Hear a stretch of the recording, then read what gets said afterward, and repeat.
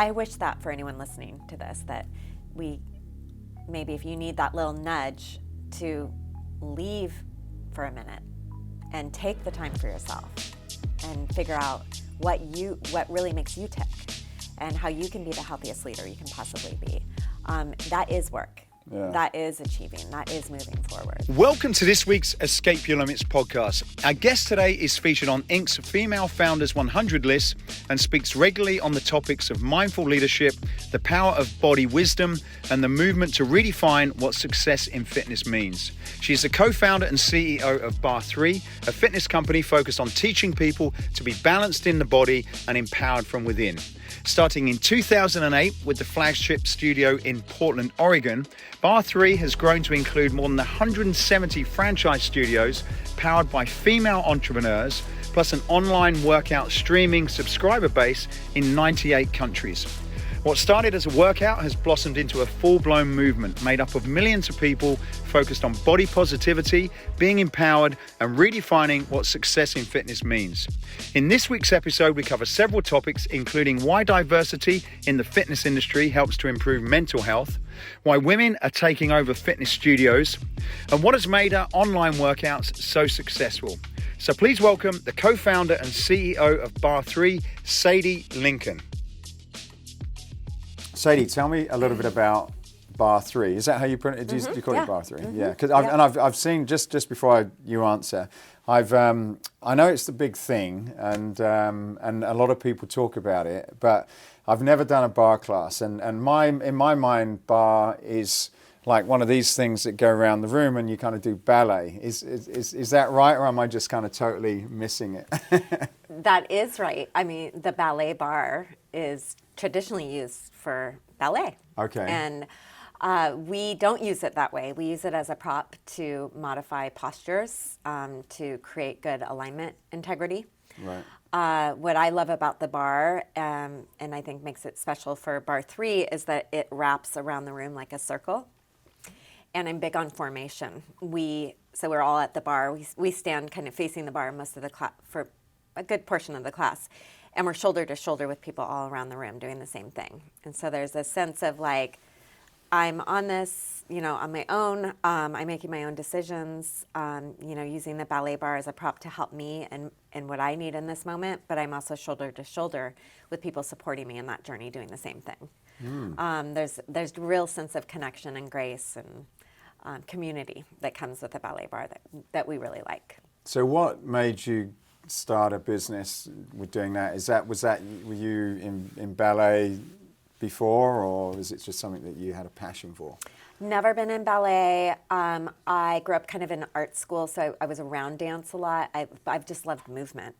My history is in the fitness industry. I worked for a large fitness chain for 11 years to help grow it from 24 gyms to over 430. It was 24-hour fitness for close to 11 years. Is that with Mark? Mastrov. Okay. Mm-hmm. And I worked direct for him for quite a few of those years.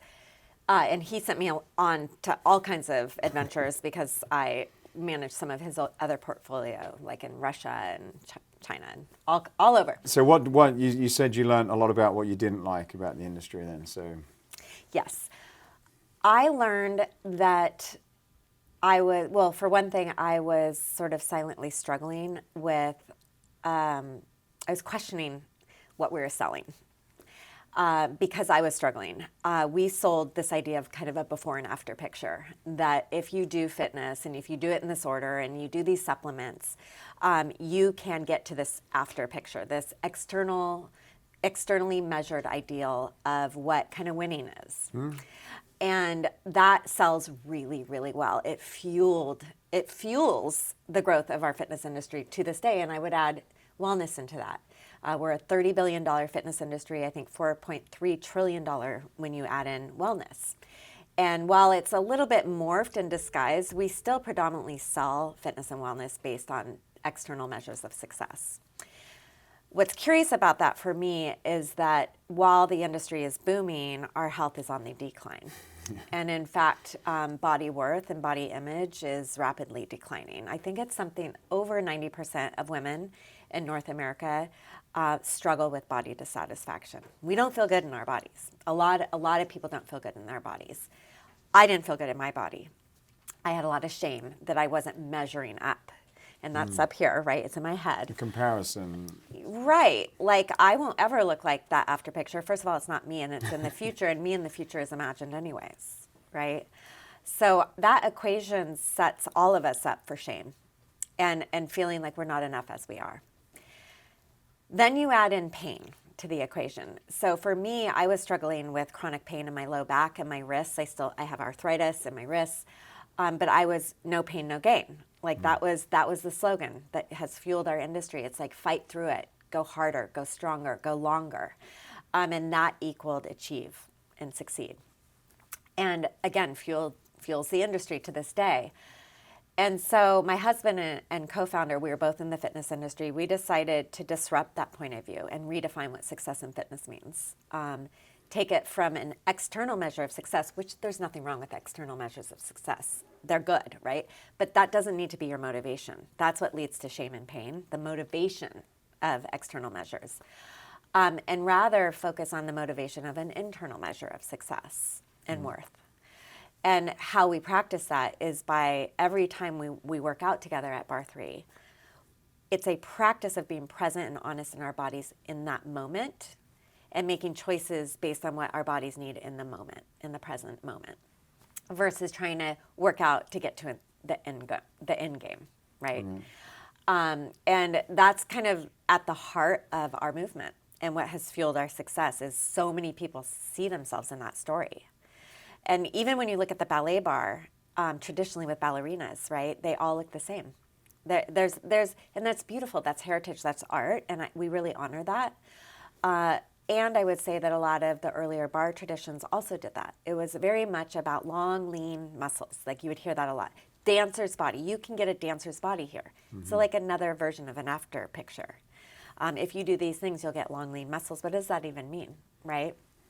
And at barre3, we've disrupted that. So you'll see people, we're continuously celebrating modifications. So if I'm at the ballet bar doing something, someone else might be on the floor doing it there because it suits them better there. We embrace, and we are very intentional about embracing body diversity, age diversity, race diversity, and that we don't have to conform. We don't all have to look alike. There isn't one measure of success. And, you know, it's been honestly a healing journey for me for 14 years being a part of this organization because I needed it. Right. And, you know, apparently a lot of other people need that point of view as well. How do you market that then? Because I've had a look at your Instagram, and there's kind of a bunch of different things, not just sort of bar on there. There's people using weights and other things. So I suppose having that bar word in the brand itself, do you naturally sort of attract people that kind of get what that is, and then sort of once they're in, start evolving them, or how do you sort of talk to your potential target audience? It's a really good question. So in 2008, when we opened barre3, Barre was emerging, and it was getting ready to grow. And we intentionally knew that. We studied the market. We did a big business plan around this.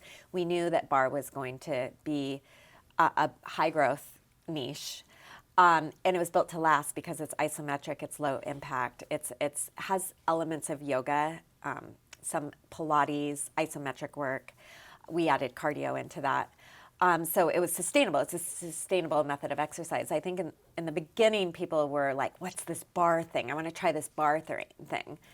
Today, I would say I think people come to us because they know that we combine strength conditioning, cardio, and mindfulness. And it's a place where we'll meet you right where you are. And people are attracted to us because of our community, and that we've really disrupted the bar space. And in our own way, you know, we all have our different corners of impact in the world, and we're really clear on what ours is. And I think that's how people find us. It's really through referrals, word of mouth, that kind of thing. So you talk about community, and it's at this event, it's been talked about a lot. I think it's, you know, in some cases it can become a bit of an overused word. Everyone's got this community and that community. But for you then, what does community mean, and what is involved in creating, actually creating one? You know, what is it? Because I've got a business, and it's definitely not easy to do that. You kind of think you've got it, but how do you define it, and then what's been involved in building that in your business and franchise? I think community is a feeling of belonging and being seen and heard. And, we are very intentional about that. It's not something that we just assume is going to happen. And one way we're intentional is we're really clear on our core values as a team. And how we identify a core value is something that's already a part of who we are. It's a natural expression of who we each are. We have a shared view of these 5 core values. They're not something aspirational that we're reaching towards. We're willing to take a financial hit to uphold these core values. So we're very clear when we hire people, we want to make sure this is a good fit and that you share these core values authentically. Right away, there's community. There's, wow, me too. Practice authenticity. I don't like photoshopping fitness models either. I really like modifications. I love that you have really curvy instructors here. That's so me, Stronger together. That's some of our diversity, equity, and inclusion initiatives. Yeah, we are stronger together. Diversity is healthy. It's unhealthy that fitness is associated with white, affluent women, honestly, that look like me. We need to be stronger together in a diverse environment. So, having those authentic values, being crystal clear on them, and knowing who we want to attract, and also letting those go that aren't authentically a part of those values, I think is a big part of building community. How do you recruit for that then, particularly coming off the back of the pandemic, when it's, from most people I speak to, it's just been a challenge even keeping their existing people? How have you found that, and going forward, does it make it difficult to scale, because you're not just looking for a regular fitness instructor? They're obviously got to have a number of different fairly unique skills, I guess.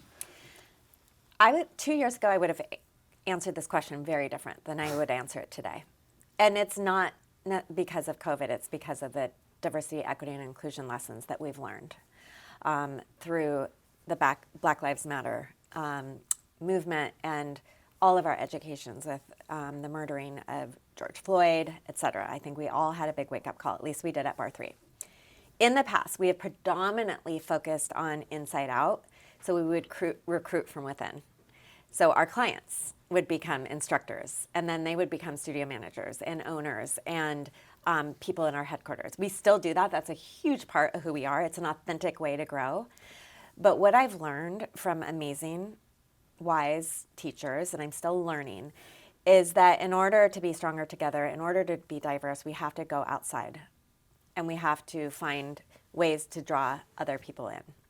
And grow our leadership team to be more diverse so that we can go back to what we're really good at, that inside out. But if you walk into the studio room and you're the only person that looks that way, right, or is from that geography or whatever, you're probably not going to be as likely to want to work there, right? But how do you get the person there, right? And so for us, it's going out to predominantly Black sororities, for example, and doing workouts with that community and seeing who resonates with that. And hey, would you like to grow with us? I think for the first time ever, we're looking outside of ourselves and figuring out, okay, yeah, we really need to make a more concerted effort, and we have a lot of room to grow on this front, by the way.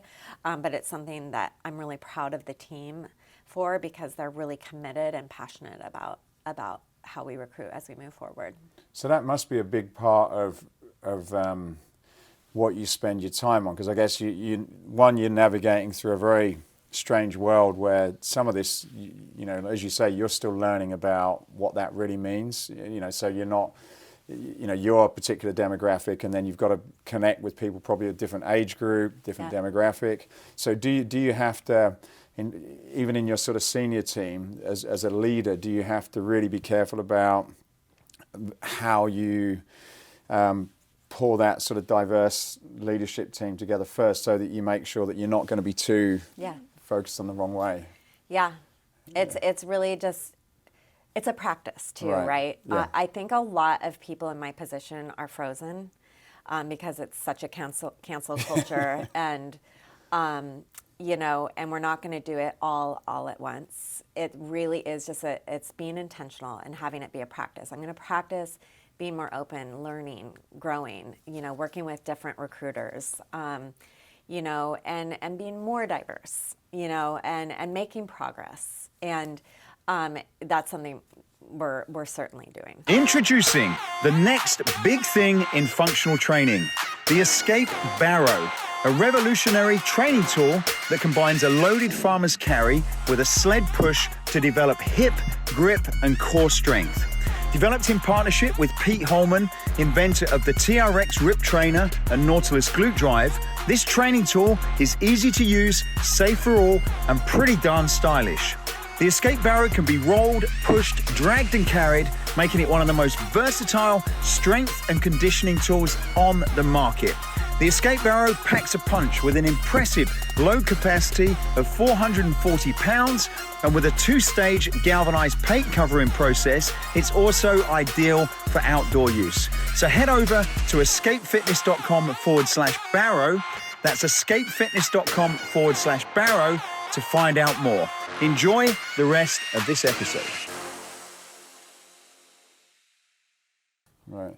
And what about when so outside of that diversity and inclusion, what about the actual skills for the person itself? Because how are you recruiting? Are you sort of looking for fitness people that have a bent towards this particular idea, and then teaching them some of the sort of personal development and mental health kind of element to it? Or having people who have experience in fitness is a plus, but it is not what we look for. Really?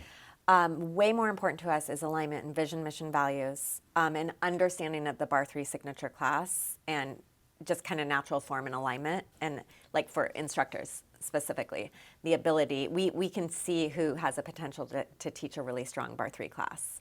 And then our owners, we're owner operated. We have 170 studios, 100% owned and operated by women. They also are in the studio and often teaching the class. So even our owners, they come in, they go through build out, they learn how to teach the class, they learn how to mentor and train and recruit their instructors, kind of all in one. We don't go out and look for fitness professionals per se. It really is more about a commitment to our movement that has fueled our success. And that's surprising even to me. I didn't know that going in 2008, that would be our story, but it certainly is. I have found that certain professions work really well with barre3. Give generously, kind of heart-centered people, teachers, nurses. We've seen some kind of interesting patterns with who is attracted and our strongest leaders. You say all female, so my guess is there's no males in owners, is that correct? Not yet. Okay. We are just really, and maybe it's because I'm a pretty strong, prominent female founder. And then right now our classes are predominantly women. Really? But I will say that we're owned and operated by women, and a lot of these women have partners who identify as male and are a part of the community and a part of the studio as well. But the primary front runner is usually a woman. Right. We have childcare in most of our studios. We really do focus on young moms too, Yeah. and I think that has something to do with it. So do you think that, because I've looked at some of the stuff and it looks pretty tough, it's almost like athletic in some cases. So do you see as you grow that there might be kind of, a male owner of a studio, and that there might be kind of a slight different audience that it brings in as well, do you think? I hope so, but I think that the men who work for us and teach for us bring their own wisdom and their own experience to the blueprint of the class. Every time you take a barre3 class, it feels different because every instructor is invited to be empowered and make it their own within a sequence block. So they know that we train them at a high level on sequencing to balance the body and teach clients to be empowered from within through modifications. So there's a very specific, and music and all of that is pretty dialed. But then we really train them on, and bring your experience as a Division I soccer player in college. Bring your experience as a mother who had 4 children and recovered every single time. Bring your experience as a busy working lawyer, attorney in town who barely and travels a lot and has low back pain. Bring that to how you teach the class. And that, again, back to diversity and stronger together, that's really, I think, what's going to make us more healthy and make clients see themselves in all of us. None of us are fitness superstars on the whole team. I always joke, I'm probably the most lazy person on our whole team. But that's what I bring. I bring balance. Yeah. And like, we can all chill out a little bit about this exercise thing. So yeah, we all kind of have our own take on things. So when you do your marketing, it seems as though telling those individual stories that I'm the owner, I'm a mum, I've got 4 children, I'm in wherever, New York or somewhere, is a big part of the story. Or are people encouraged to tell those stories on their own sort of Instagram, social media, so that they're kind of working with what you're doing? How does that work from a marketing perspective? Yeah, just generously share your story as you feel comfortable. Right. That's part of being healthy, is standing in your own and standing up for yourself in your own story. And you do that in we do that in our bodies, but we also do it as leaders. Part of that's being vulnerable, talking about where you have fear as a leader, where you need help, and just kind of opening those conversations. I have a funny story. When I was first opening in 2008, our first studio, my husband and I poured our life savings into this one studio, right? We had a 2-year-old and a 3.5-year-old on our sides. And we had a little play lounge in the very first studio, and we were putting together an IKEA little kitchen set, which I don't know if you've ever done that. Well, it's like the worst. tried, it's like it really tests your patience, right? Like all my fingernails are broken, and we're like 10 o'clock at night, the studio's opening the next day. And a client recently, she came to my retreat. This is like 11 years later. She told me the story. She said, she came in, I don't remember this, but she said, "Hey, what is this?" And I'm like, "Oh, it's barre3, and we're opening tomorrow, and the rent is really high, so I would really love it if you could come." Great sales pitch. I am opening tomorrow, and the rent is really high. But like I don't remember saying that, but she was endeared to that. Right. It was like, here's a woman who's I'm putting together the damn IKEA sink, and she sees how much I've poured in.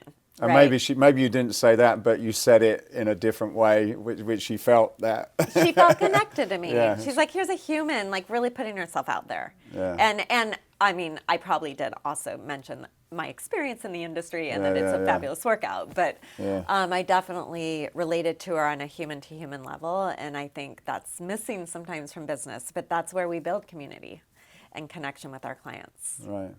I heard Julian talking yesterday, and I didn't really appreciate this, but we were talking about going through the pandemic and people that were coming back into clubs. And in fact, I was over at another big health club chain in New York telling me the same story. And he was very excited that there was more women in the clubs, because it was one of the things that people just hadn't seen. And I guess, I'm married, I've got a couple of young children as well. And so my wife is, she works in the business. She's been dealing with the children, homeschooling, fitting in some kind of workouts. And I suppose us guys don't really appreciate what women have had to go through and put up with us as well, being in the house all the time through the pandemic. How did you deal with things as a leader? Obviously, there was the business stuff, but how did you lead other business owners through that period with everything else that probably many of them were going through? What was your plan? First of all, you are self-aware about that. So I really appreciate all the men in my life who have said things like that, like, wow, it's really hard for moms, I think beyond obviously marginalized communities and homeless and all that with COVID, I think moms are hit the hardest. Truly, we're exhausted. Homeschooling our kids, all the things you just mentioned, right? Our entire company is owned by moms. Like every single person is basically a young mom. Hardest hit. At our headquarters too, head of, marketing, retail, finance, we're all kind of in that bucket, and it was really hard. And I had a hard time with it, right? And I think just, naming that and saying it was huge, and trusting that we were going to get through it, and giving each other grace. Like the person who always shows up on time for meetings is suddenly late often, or someone who is usually our rock was really kind of erratic, or suddenly scared of public speaking, but rocked the stage in the past. Like we all just kind of got shook, right? And I am the first to talk about how I've had a shakeup and how I felt like I sucked. And then I've really talked about that out loud and my experience with therapy and learning things like, oh, you can't have fear and faith at the same time. Like saying that out loud and like, what is faith? And like, how are we going to get through this? Those kinds of conversations, kind of more in the in-between moments with the team, I think go a long way. We had a moment where it was actually, I think, right around George Floyd's murder, which really shook me. I mean, obviously it shook all of us, but I just pieced out. I went to our log cabin and luckily I have a COO and president who's super supported me.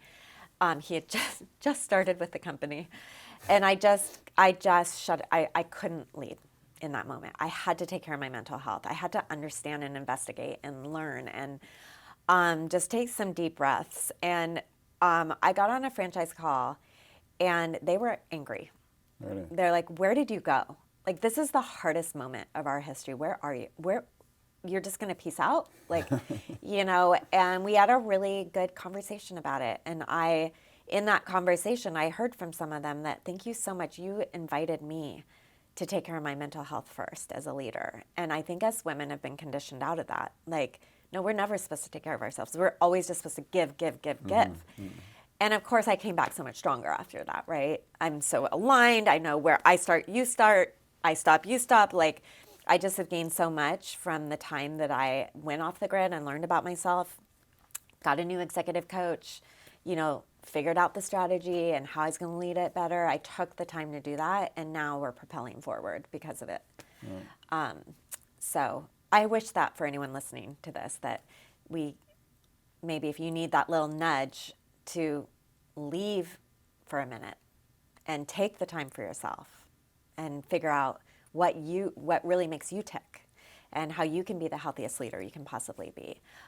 That is work. Yeah. That is achieving. That is moving forward. I think sometimes it's even just a simple thing like working out. Most people, it's like, okay, I'm going to do my work, I'm going to do my family, and then if I get time, I'm going to work out. And I have this conversation quite a bit with people, and it's like, look, unless you put yourself first in front of your family. I used to travel a lot, and if I didn't, and my wife was very supportive of this, if I didn't kind of go away, get myself sorted out, get some rest, have a workout, have some good food, then I was going to be just terrible with her, the children, the work. It just becomes this sort of snowball effect that just gets worse. And although I suppose it can be seen, you can, even to yourself, you say, oh, well, that's selfish. Why am I going to the gym now when I've been away for a while? But sometimes you just kind of need that to sort of get yourself ready, and then you can become, like you say, you again. Yes. But I guess everybody makes you feel guilty in some respect. Like you said, you had to put your franchisees, and they're like, where were you? And I imagine that could have been quite a bit of a pressure to say, oh no, maybe I should stick it out. And yeah. Yeah, I think it's just being honest of what we need in the moment. It's a metaphor of in class. Like if you're depleted that day, you've had, and yet the class is just go, like take the child's pose, take the modification that's more energizing for you in that moment, because that meet the exercise where you are. Be honest versus fighting with your body and your mind to some imaginary measure of success, right? An imagined measure of success for me as the CEO in that moment would have been to show up every day and to help them and to, that would have been a train wreck because I probably wouldn't have made sane decisions. I probably would have been erratic, probably short-tempered. And nobody needs that, right? And it's just not good for me. And I often think about my daughter who's now 18 and my son who's 16. If they were sitting in the room with me when I'm making these decisions, what would I want for them? Like how do I want them to live their lives? I want them to take care of themselves. If they don't have mental health, they don't have good cognitive ability. I watched it during COVID. We all of us parents did. Our kids were performing lower in school because they were so anxious and so lonely. And not taking, it was harder to take care of themselves. And it's I think people who crush it in the world have figured that out. Like, oh, I need my oxygen on first before I can go help someone else. Yeah, exactly. That's a great metaphor. Did you change? So did some of that? How did you use that experience then with a lot of the clients that were coming into the studios? Obviously you couldn't open, I guess, in a lot of places. Yeah. So what did you do for them? Did you go digital or what? Yeah, so we, at one point, all of our studios shut. Right. So that's 60% of our revenue is studio business. Luckily, we have a very beautiful online streaming business that we have started in 2011, and we had just replatformed in 2019, which was a move. We didn't do that we didn't know it was coming, but we did it. So our digital business grew 100% year over year in 1 month. Wow. And that really sustained the corporate headquarters, but all of my franchisees are dependent on their client business, right? So in that moment, we decided, instead of having all those clients come to our premium digital product, we said, teach on Zoom. Open up a Zoom studio. We all did this, right? Pretty much anyone who has a studio opened up a Zoom business. And what's fascinating, though, and I'm so proud of this, is that their clients chose that lo-fi Zoom experience with these owners, bless their hearts, teaching in their living rooms with their toddlers running by and dogs jumping on them, right? They chose that kind of lo-fi experience over our premium digital experience because they had an emotional connection with the owner and the instructors, and they cared about community more than a precious digital product. Wow, that's interesting. And I think we learned. Didn't we learn something in that? I mean, I think every studio owner knows. What we learned is that relationships matter more than exercise. How we treat each other before and after class, and in all those little in-between moments, is what draws the client back in and creates a sustainable and resilient studio or company culture. So looking forward then, your business, I guess you're continuing to expand. Is that right? Yeah. Just in the US or internationally, or? We are currently in the US. We are in Canada and the Philippines. Right. And we are pre-COVID. I think we're up 1 studio from pre-COVID. So I'm also really proud of that. We've lost some studios, and some of them probably were going to close eventually anyways. So it sort of like shook it out. And we've added new owners, which is such a major honor that someone would sign up during COVID and say, I'm in, you know, because we do know they're smart. We know that the pendulum's going to swing. People have learned that we need to gather in person to music, to the beat. We love it. We need it. So we believe that there's going to be a really strong studio business in years to come. And we got to just hang in. Right now, our studio business is steadily, building. It's not like skyrocketing, but I'm kind of glad about that. It's like it's meeting our energy where we need it to be so we can keep, taking care of those clients, training new instructors, because we did lose instructors, training new front desk people, and kind of meeting our clients right where they are as we grow. But yeah, we're going to continue to expand. Our president and COO, Bruce Edwards, is a builder, and he likes to grow things. And he's really good at like operational excellence and scaling and all the things that I'm not as passionate about or experienced in. I am experiencing it. I'm not as passionate about it. So with him in the lead, I think we'll probably go places for sure. Yeah. Have you had to rethink your model with, like, assuming that there could be other variants coming along and they may close things down? Have you sort of had to create a slightly different business to deal with that at all? Yeah, we're ready.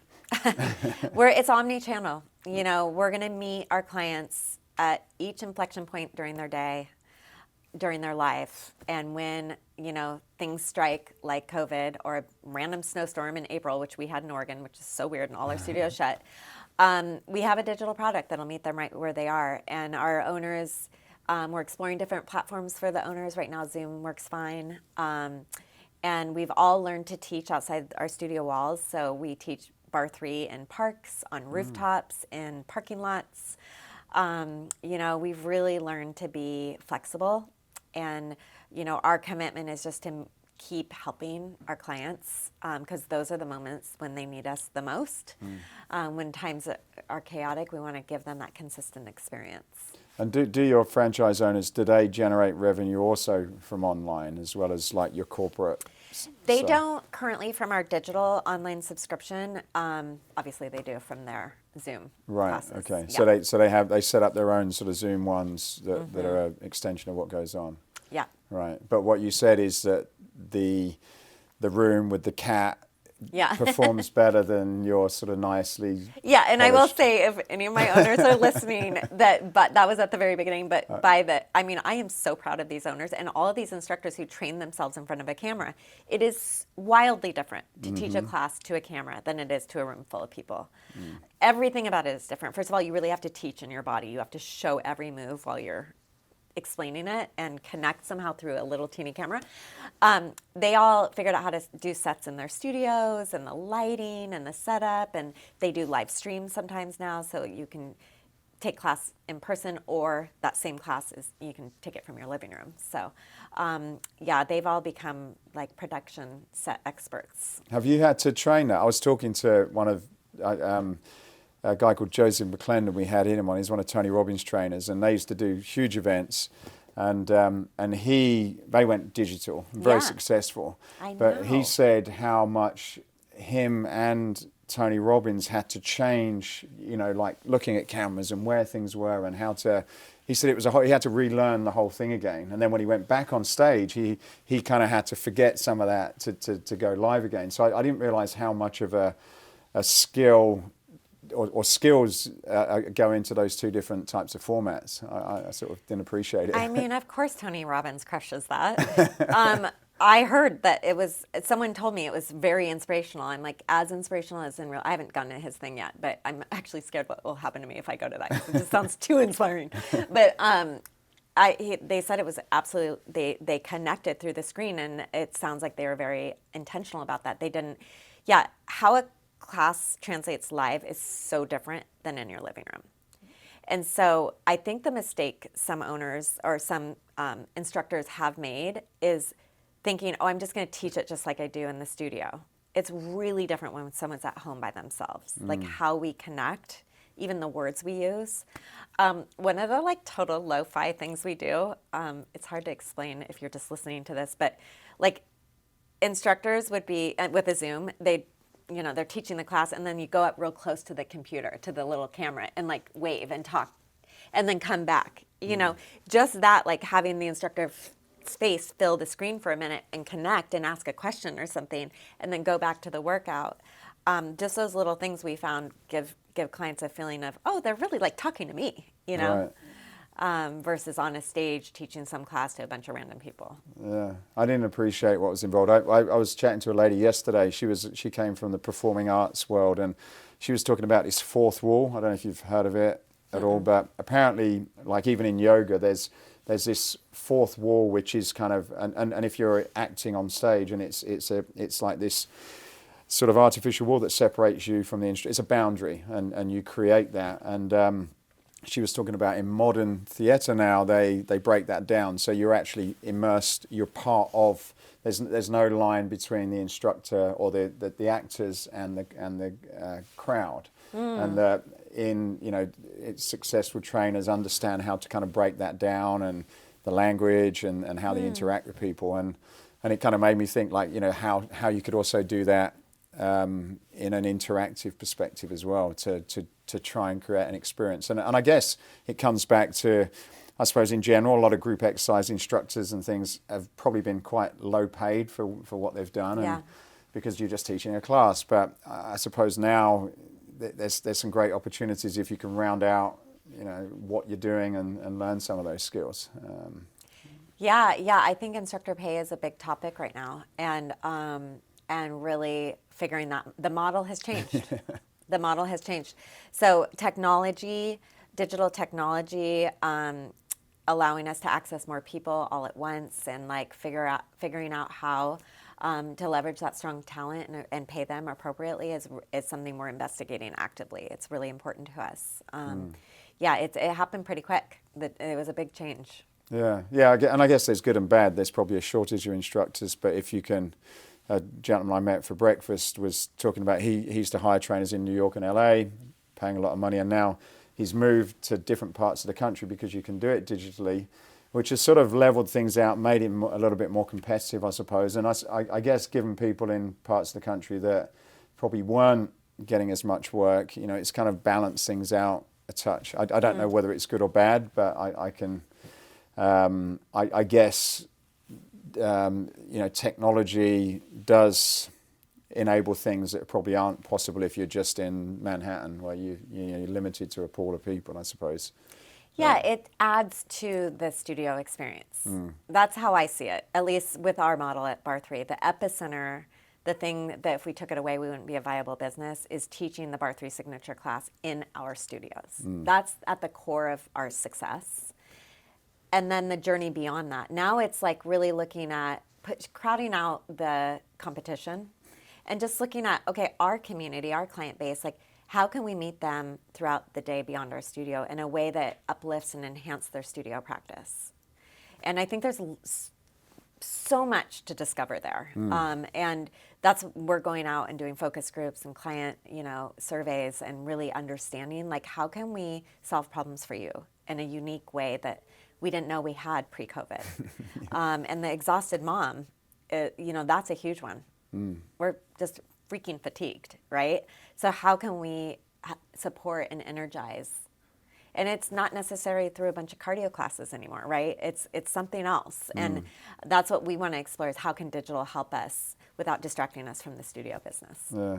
I interviewed a guy, Josh, earlier, and he was telling me, you don't realize the amount of steps that people go through. He does yoga, and he says, right, they get their yoga mat, they put it in their bag, they get dressed, they go out, they find a parking spot, they go up 2 flights of stairs, they get changed, they get in the studio. They've got all these things to do just to get in the class. It's a big... Not to mention the mental barriers. Oh, yeah, exactly, yeah. Do I want to do this, or do I want to stay and watch something on Netflix? Totally. Or what is everyone going to look like? I'm going to be the oldest one in the room. I'm going to, that whole... There's so many barriers to exercise. Yeah. And every single person who walks into our studio, we remember that. It's like, thank you so much for showing up. I know how hard it was to get here. And then on top of it, we have new moms with a little baby carrier with the little newborns. Can add that into the mix. Yeah. Like 3 changes of diapers, like 1 spit up, like, like a screaming, crying fit on the way. Like, it's like climbing Mount Everest some days to get to the studio. And it's worth it, because that's where we fight lonely. That's where we remember that we are a part of something greater than, these little kind of worlds where we feel kind of isolated. So you're not really, a bar business, really, are you? That's one part of, I suppose, a bigger story that you're delivering by the sound of things. Barre is our platform to hopefully change the narrative in the fitness industry, so that my daughter's daughter is born into a world where she is taught from the very beginning that her body matters just as it is, and that she is not expected to shape it into some other measure of success, to be worthy, to be sexy, to be attractive, to be winning, to be achieving. Our studios are one place where we're practicing that, to make a little dent in that narrative. Fantastic. Well, that's a great place to end. Thank you very much. I wish you a lot of success, and I will come and try a bar program. I would love that. We would love that. Thank you very much for having me. Thank you very much. It was great. Hey, I hope you enjoyed this podcast. If you did, then please go over to iTunes and subscribe to the Escape Your Limits podcast. Leave a review, leave a comment. It really would help us a lot to continue to keep these going.